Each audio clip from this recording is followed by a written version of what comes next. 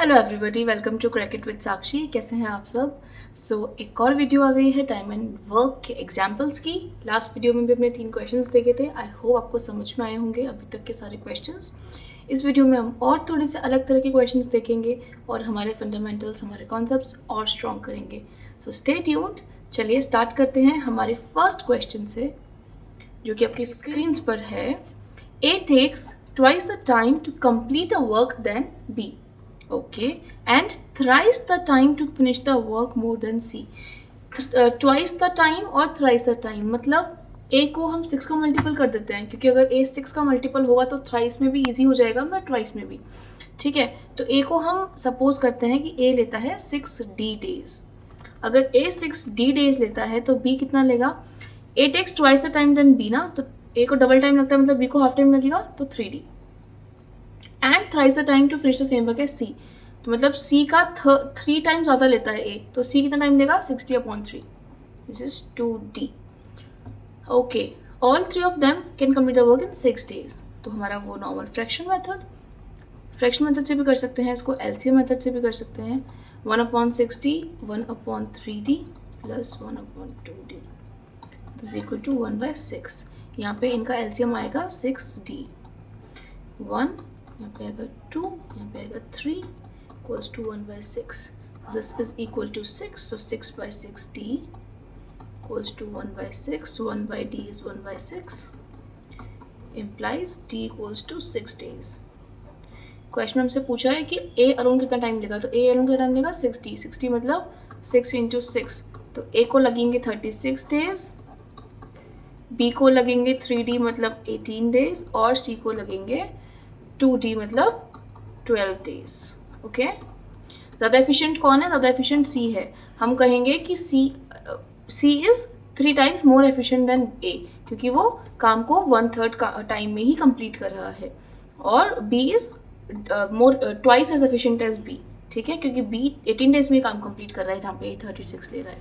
Right, जो इतना काम कम लेगा, टाइम जितना कम लेगा, वो ज़्यादा एफिशिएंट होगा। इसको अगर अपन LCM मेथड से देखें तो वो भी कर सकते हैं। LCM होगा इनका 6D, तो टोटल यूनिट ऑफ काम हम मानेंगे 6D। A कितनी यूनिट्स काम कर रहा है? 1 यूनिट। B कितनी यूनिट काम कर रहा है? 2 यूनिट्स। और C कितनी यूनिट्स काम कर रहा है? 3 यूनिट्स एक दिन में। तो ये तीनों मिलके एक दिन में कितनी यूनिट्स काम कर रहे हैं? 6 यूनिट्स। राइट, और टोटल हमारा काम क्या है? 6 यूनिट्स एक्चुअली। तो तीनों एक दिन में 6 यूनिट्स काम कंप्लीट कर रहे हैं। राइट, और जो हमारा टोटल वर्क है वो कितना है? 60 यूनिट्स।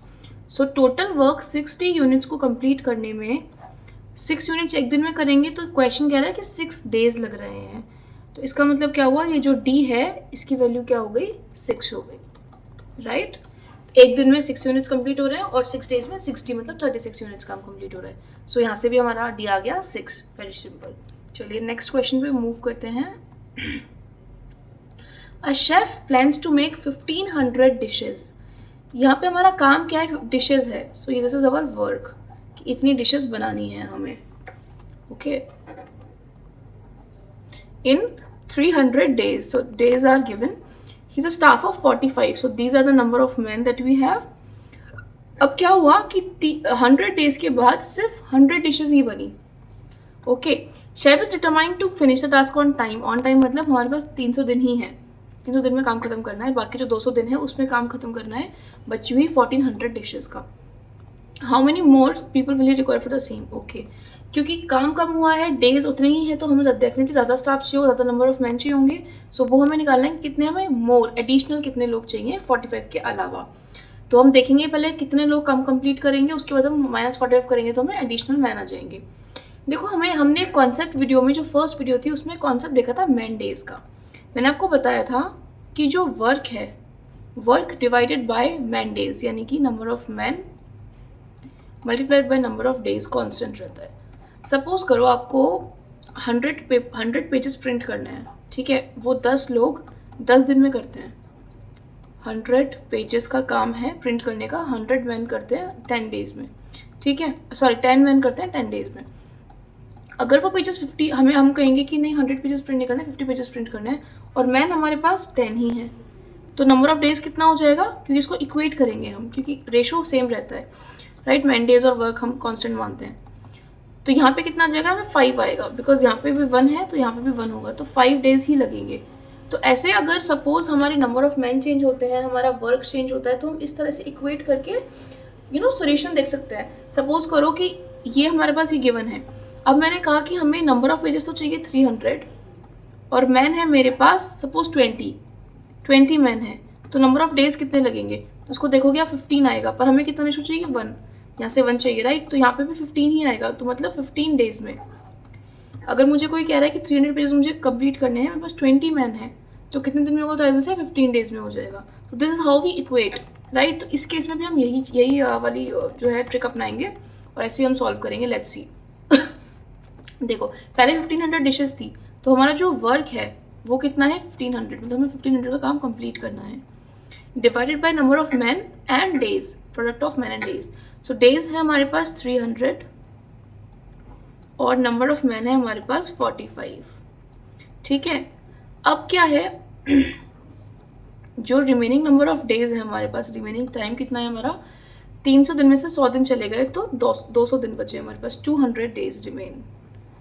ओके, और नंबर ऑफ डिशेस कितनी है 1500 माइनस 100, क्योंकि 100 ही बनी है हमारे पास अभी तक, तो रिमेनिंग जो वर्क है वो कितना हुआ 1500 minus 100, 1400 dishes. So this is the remaining work, D आ देता है, ठीक है, दिस इज वर्क।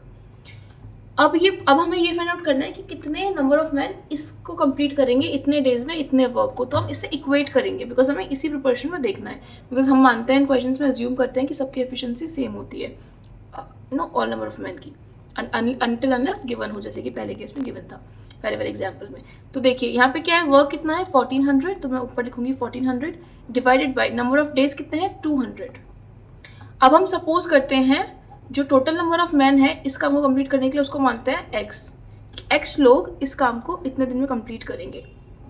45 तो मेरे पास पहले से दिए हुए हैं स्टाफ, तो वो तो है ही, टोटल नंबर ऑफ मैन जो है वो मैं एक्स मान रही हूँ कि टोटल इतने लोग राइट। तो यहाँ पे एक्स लिख देते हैं अपन एक बार। So this 00 and 00 is gone, this is gone, यहाँ पे बचता है 7, तो यहाँ पे बस बचता है 7 by x is equal to 15 upon 3 into 45, 15 upon 3 into 45, ये कट के 3, so this is 1/9। So x आ गया हमारा 7 मल्टीप्लाइड बाई 9 विच इज 63। इसका क्या मतलब हुआ कि 63 मैन बची हुई 1400 डिशेस को 200 डेज में बना देंगे राइट। बट हमारे पास ऑलरेडी 45 का स्टाफ है, तो हमें एडिशनल जो मैन है वो कितने लगाने होंगे, एडिशनल 63 माइनस 45, मतलब अगर हम 18 और लोगों को लगा लें तो 200 दिन में हमारी 1400 डिशेस बन जाएंगी। That is the simple logic behind it. So 18 man, how many more people, तो आएगा 18 मैन। इसका आंसर ये है। कई बार क्वेश्चन ये भी पूछ लेता है कि टोटल कितने लोगों ने वो काम कंप्लीट किया, तो उस केस में हमारा आंसर 63 होगा, बिकॉज 63 लोग लग रहे हैं उस काम को करने में। सो बहुत केयरफुली आप पहले ये भी देखा करो लास्ट में कि क्वेश्चन हमसे क्या पूछ रहा है। ऑप्शन हो सकता है 1863 दोनों हो और हम गलती में 63 मार्क कराएं, तो ये गलती नहीं करनी है गाइज। 1-2 सेकंड के लापरवाही की वजह से और प्रेजेंस ऑफ माइंड बहुत ज़रूरी है, मार्क्स नहीं गवा सकते हम लापरवाही की वजह से right. So be present, question अच्छे से पढ़ो, सॉल्व करने के बाद कोई क्वेश्चन गलत नहीं होगा, आप इस तरह से अच्छे से अप्रोच करके करोगे तो राइट।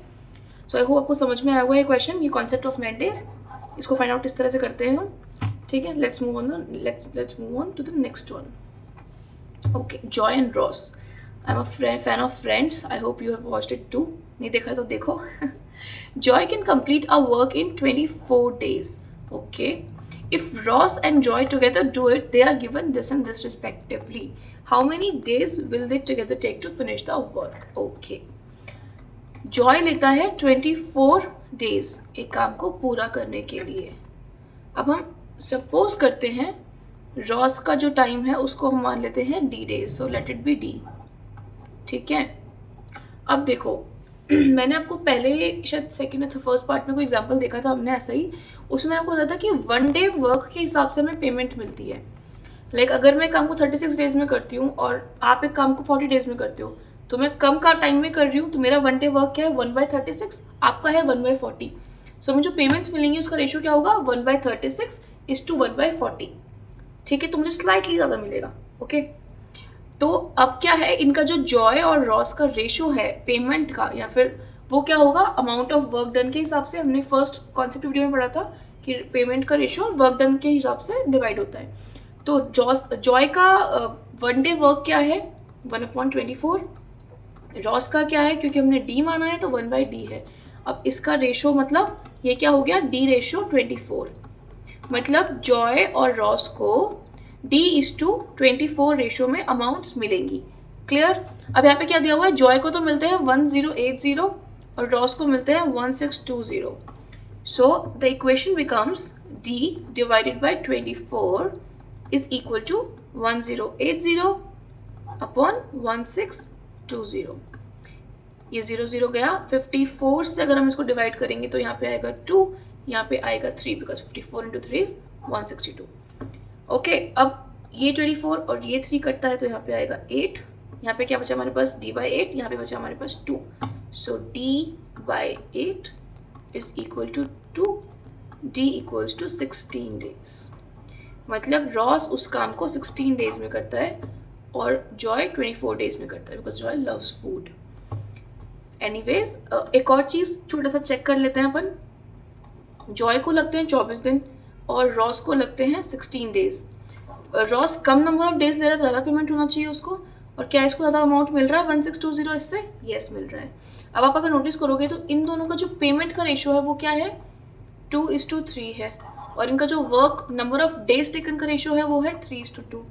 तो ऑब्वियसली रिवर्स, अगर हम पेमेंट की बात करें, नंबर ऑफ वर्क डन की बात करें तो वो डायरेक्टली प्रोपोर्शनल होता है, ज़्यादा का जितना ज़्यादा काम उतनी ज़्यादा पेमेंट। नंबर ऑफ डेज की बात करेंगे तो वो इन्वर्सली प्रोपोर्शनल होता है, जितना ज़्यादा नंबर ऑफ डेज लोगे उतना कम पेमेंट होगा, राइट। कोई 2 दिन में कर रहा है, कोई 4 दिन में कर रहा है काम को, तो जो 2 दिन वाला है उसको डबल पेमेंट मिलेगी 4 दिन वाले से। सो 2:4 की जगह 1:2 के रेशियो में उनका जो अमाउंट है, सैलरी है, वो डिवाइड हो जाएगी। तो उनको अगर 300 रुपये मिल रहा है तो 2 डेज वाले को मिलेंगे कम दिन में तो ज़्यादा, मतलब 200, और 4 दिन वाले को मिलेंगे, मैं लिखी देती हूँ उनको, सपोज 2 डेज और 4 डेज लग रहे हैं और अमाउंट हमें देना है 300 रुपीज़ तुम 2 लोगों को। तो ये रेशो हो गया 1:2। टाइम का रेशो है, पर ये टाइम के रेशो को हम रिवर्स करेंगे तो 2:1 के रेशो में पेमेंट होगी। मतलब इस बंदे को मिलेंगे 200 रुपये और इसको मिलेंगे 100 रुपये, तो 4 दिन कंप्लीट कर रहा है काम, right. Simple, as simple is that. और वैसे भी फिक्स है ना, अगर अपन एक बंदे को हायर कर रहे हैं, 2 दिन में अपन उसको 200 रुपये देंगे तो 200, और 4 दिन वाले को 100, बिकॉज 4 डेज में 100, सो 100 इंटू 4 इज 400, और यहाँ पे 200 इंटू 2 इज 100, 400। सो बेसिकली आप 8 दिन में करो या आप 10 दिन में करो, पेमेंट तो आपको उतना ही दूंगी टोटल अमाउंट, लेकिन हाँ पर डे अमाउंट अलग हो जाएगा। 2 दिन में कर रहे हो तो आपको मिल तो 400 ही रहे हैं, पर आपको एक दिन में 200 मिल रहे हैं, और आप 4 दिन में कर रहे हो तो भी आपको 400 ही मिल रहे हैं, बट आपको एक दिन में 100 मिल रहे हैं, तो आपको जो वैसे अमाउंट है वो कम हो जाता है। Very simple, right. So stay tuned, all the best. I hope आपको कॉन्सेप्ट समझ में आए होंगे। Let's see some more questions in the next video. Stay tuned, subscribe, share. All the best.